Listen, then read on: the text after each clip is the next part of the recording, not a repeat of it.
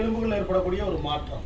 ஒரு குறிப்பிட்ட வயதுக்கு மேல கடினமான வேலை செய்தாலோ, மூட்டை தூக்கினாலோ, வலிக்கு விட்டு விழுந்தாலோ, தொடர்ந்து ஒரே வேலையை செய்து கொண்டிருந்தாலோ, இதில் உட்காந்துட்டு இருந்தால் கூட டிஸ்க் பல்ஜ் ஏற்படும். இந்த டிஸ்க் பல்ஜ் ஏற்பட்டு ஐயாவுக்கு ஜவ்வு பிதுங்கி இருக்கு. எலும்பு நரம்பு ஜவ்வு பிதுங்கி இருக்கு. ஐயாவு பிதுங்கி இருக்கு. நுவந்து தண்டுவடத்தில் இருக்கக்கூடிய நரம்புகள் பிதுங்கிறதுனால இந்த டிஸ்க் பல்ஜ் ஆயிரும். அதனால கடுமையான வலி இருக்கு. வலி வந்து காலில் பரவும். உட்காந்து எந்திரிச்சா உட்கார முடியாது. திருச்சி மாவட்டம் லால்குடியில் வந்திருக்காரு. புள்ளம்பாடியில் வந்து நேற்று போன் பண்ணிக்கல ஐயா. புள்ளம்பாடியிலிருந்து போன் பண்ணாரு. ஐயாவுக்கு ஏற்பட்டதுனால வந்து முதுகு தண்டோட கோடையாயிருக்கு. நூத்தொண்டோட வளைஞ்சிருக்கு இந்த இடத்துல. அதுக்கு ஒரு பக்கம் சாஞ்சி தான் டப்பாரு வலி ஏற்படும். அதுக்குண்டான வைத்தியம் பார்த்து மூலிகை தேவை கொடுத்து குணப்படுத்திக் கொள்ளலாம்.